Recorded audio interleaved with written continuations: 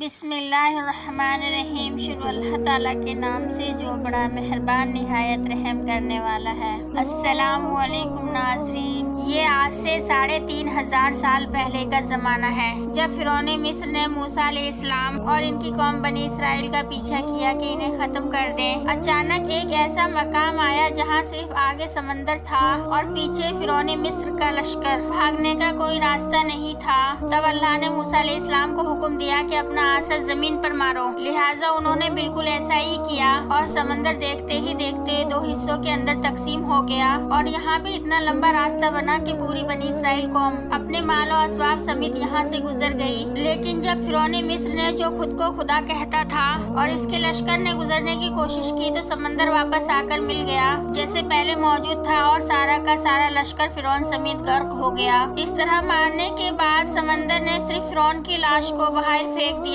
جبکہ باقی لشکر کا کوئی نام و نشان نہیں ملا، اور یوں آہستہ آہستہ کر کے وقت گزرتا گیا۔ مصریوں میں سے کسی شخص نے فرعون کی لاش کو پہچان کر موجودہ دربار میں بتایا تو فرعون کی لاش کو محل پہنچایا گیا، اسے مسالے لگا کر پوری شان و شوکت سے تابوت میں محفوظ کر لیا۔ کمال کا اتفاق ہے کہ پوری روح زمین پر صرف یہی قوم تھی جسے مسالے لگا کر لاشوں کو محفوظ کرنے کا ہنر آتا تھا۔ ایسا لگ رہا تھا شاید اس قوم نے اسی دن کے لیے سب کچھ سیکھا تھا۔ فرعون مصر کی لاش کو مسالہ لگانے کے دوران محفوظ کرنے کے عمل میں ان سے ایک غلطی ہو گئی، اور وہ غلطی یہ تھی کیونکہ فرعون سمندر میں ڈوب کر مرا تھا اور مرنے کے بعد کچھ عرصہ تک پانی میں رہنے کی وجہ سے سمندری نمکیات کی ایک تہہ جم گئی تھی، تو نمکیات کی وہ تہہ مصریوں نے اس لاش پر اسی طرح رہنے دی اور اس کی لاش کو ایسے ہی محفوظ کر دیا گیا۔ وقت گزرتا گیا، زمین و آسمان نے بہت سارے انقلاب دیکھے جس کی گرد کے نیچے سب کچھ چھپ گیا، یہاں تک کہ فرعون کی محفوظ کی ہوئی لاش بھی زمین کے اندر چھپ گئی۔ ان کے صرف نام کتابوں اور تعمیرات لوگوں کے ذہنوں کے اندر ہی رہ گئے، اس کے علاوہ ان کا بنایا ہوا سب کچھ ختم ہو گیا۔ اس واقعہ کے 2000 سال بعد اللہ کے آخری نبی محمد صلی اللہ علیہ وسلم اس دنیا میں تشریف لائے اور ہمارے پیارے نبی صلی اللہ علیہ وسلم پر نازل ہونے والی آخری کتاب قرآن کے اندر لوگوں کی عبرت کے لیے فرعون کے قصے بڑی تفصیل سے بیان کیے گئے، اور اسی سلسلے میں فرعون کے جسم کو محفوظ کرنے کے بارے میں ایک آیت نازل ہوئی جس کے بارے میں اللہ پاک فرماتے ہیں کہ ہم تیرے جسم کو آنے والے انسانوں کے لیے عبرت بنا کر محفوظ کر لیں گے۔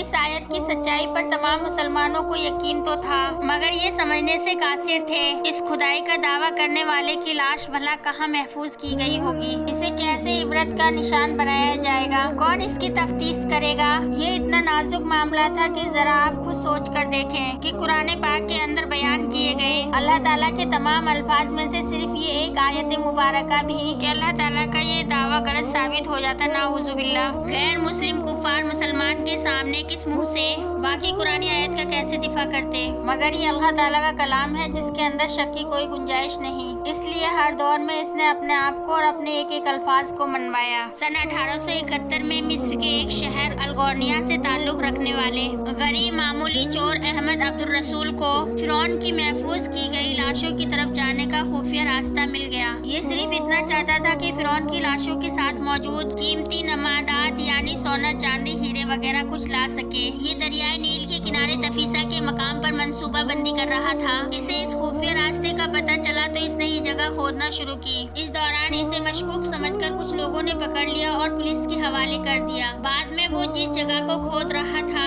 وہاں سے ملنے والے راستے کی جب مسلسل کھدائی کی گئی تو 1851 میں دوسری ممیوں کے ملنے کے ساتھ ساتھ اس غرق ہونے والے فرعون کی لاش بھی مل گئی۔ اس کے کفن پر سینے کے مقام پر اس کا نام لکھا ہوا تھا۔ ان ممیوں کو اپنے ساتھ ماہرین قاہرہ لے گئے۔ وہاں پر جب اس کا تفصیل سے جائزہ لیا گیا تو فرعون والی ممی پر نمکیات کی جمی ہوئی تہ سے اس بات کی تفتیش ہو گئی کہ یہ وہی فرعون ہے جسے غرق کر کے اللہ تعالیٰ نے نشان عبرت بنانے کا وعدہ کیا تھا۔ پوری دنیا میں کھلبلی مچ گئی۔ اس کی تصدیق کے لیے دنیا بھر کے ماہرین آثار قدیمہ اور سائنسدان مصر کی طرف پلٹ آئے۔ مختلف سائنسی ٹیسٹ کرنے کے بعد دنیا بھر کے سب سائنسدانوں نے تصدیق کر دی دوسری سب لاشوں کی نسبت صرف ایک فرعون کی لاش پر سمندری نمکیات کی تہ جمی ہوئی تھی جس نے اسے محفوظ رکھا اور گلنے سڑ مرنے سے بچائے رکھا۔ اس تصدیق کے بعد اسے فائنلی فرعون کی لاش قرار دے کر میوزیم کے اندر محفوظ کر دیا گیا۔ سن 1982 کے اندر یہ ممی خراب ہونے لگی۔ اس وقت مصری حکومت نے فرانسی حکومت کو درخواست کی کہ اسے خراب ہونے سے بچایا جائے، جدید سائنسی انسٹرومنٹ کی مدد سے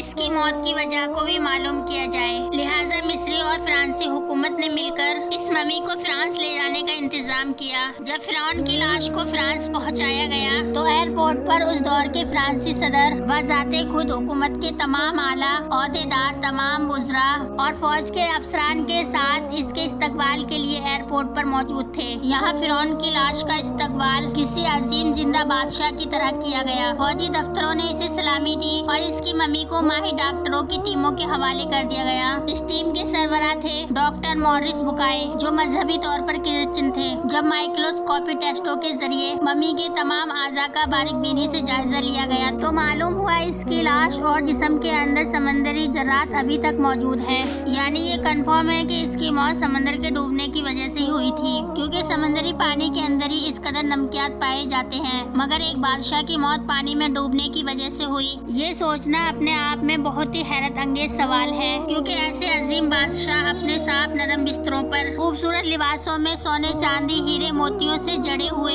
اعزاز کے ساتھ اس زمانے میں دفن کیے جاتے تھے، اور یوں مرنے کے بعد اس کی شان و شوکت اسی طرح قائم رہتی جیسے ایک زندہ بادشاہ کی۔ ڈاکٹر مورس کے لیے بھی یہ ایک حیرت کی بات تھی۔ اس نے اس تجسس میں اس ممی کے بارے میں مزید جاننے کی کوشش کی تو اسے معلوم ہوا اس بادشاہ کی موت کے حالات مسلمانوں کے نبی محمد صلی اللہ علیہ وسلم پر نازل کی گئی کتاب قرآن پاک کے اندر آج سے 1400 سال پہلے تفصیل سے درج ہے۔ اسے پتا تھا جہاں سے یہ لاش ملی ہے وہ ایک اسلامی ملک ہے، لہٰذا وہ تجسس کے ہاتھوں مجبور ہو کر وہ مصر پہنچا۔ یہ کیونکہ ایک سائنسدان تھا، اس لیے اس نے ایک مصر کے سائنسدان سے ملاقات کی جس نے اسے قرآن پاک کھول کر سورہ یونس کی 90 سے لے کے 92 تک آیت کا ترجمہ لفظ و لفظ سنایا، جس میں فرعون کا خدائی کا دعویٰ، پانی میں ڈوب کر مرنا اور پھر پانی سے نکال کر اس کی لاش کو محفوظ کرنے کا وعدہ اللہ تعالیٰ نے واضح طور پر کیا ہوا تھا۔ ان قرآنی آیات کا اشارہ بالکل واضح تھا اور صرف ایک جانب تھا کہ تجھے میں مرنے کے بعد آنے والوں کے لیے میں محفوظ کر کے عبرت کا نشان بنا دوں گا۔ جب ڈاکٹر مورس نے اس قرآنی آیت کا ترجمہ پڑھا تو بے اختیار چلا اٹھا کہ بالکل قرآن سچی کتاب ہے اور اس کا ایک ایک لفظ اور محمد صلی اللہ علیہ وسلم اللہ کے سچے نبی ہیں۔ اسی وقت کلمہ پڑھا اور مسلمان ہو گیا۔ قدیم مصر کے اس فرعون کو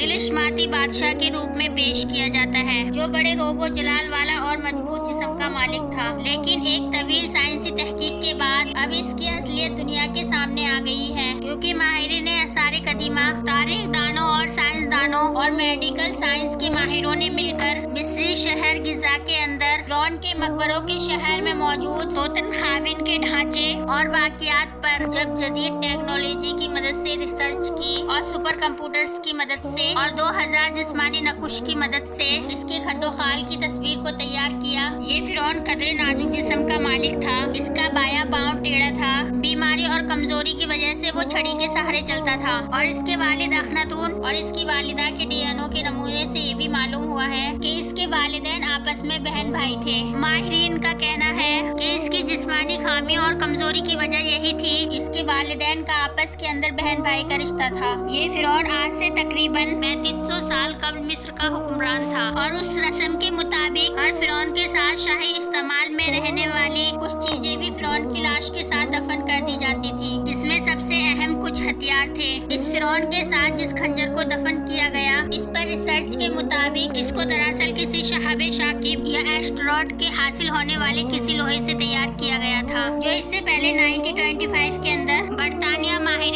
آثار قدیمہ ہارورڈ کاٹم نے بھی دریافت کیا تھا۔ ان دونوں کی شیپ بالکل، یعنی ان دونوں لوہے کی دھات کی کیمسٹری بالکل ایک جیسی ہے۔ اس کے علاوہ سائنٹسٹ کو ایک اور بات نے چکرا کر رکھ دیا، اور اس لوہے کو جنگ بھی نہیں لگ سکتا تھا۔ اس طرح کے لوہے کی مصر کے اندر موجودگی بہت ہی حیرت کی بات تھی۔ سائنس کی ایک ریسرچ کے مطابق مصر اور اٹلی کے ریسرچ साइंटिस्ट ने इस लोहे के खंजर की बनावट की तस्दीक करने के लिए बैरूनी एक्सरे की तकनीक को इस्तेमाल किया और इसकी तहकीक के मरकजी किरदार एनला कॉमली का कहना है कि इस धात का मुवाजना इस एस्टेरॉयड से किया जा सकता है। मिस्री जो कि बहरे अहमर वाले साहिल पर 2000 मीटर के दायरे में कभी गिरा था। अगर आप पब्लिश होने वाली रिसर्च का इस गहराई से मुताला करें तो आप ये जान पाएंगे कि कदीम मिस्री 1300 कबले मसीह से ये जानते थे लोहे के ये टुकड़े आसमान से गिरे हैं, जबकि ये बात मगरिब को 2000 साल बाद आज से तकरीबन 1300 साल पहले काफी साइंटिफिक सर्च से मालूम हुई। जबकि मुसलमानों को आज से 1400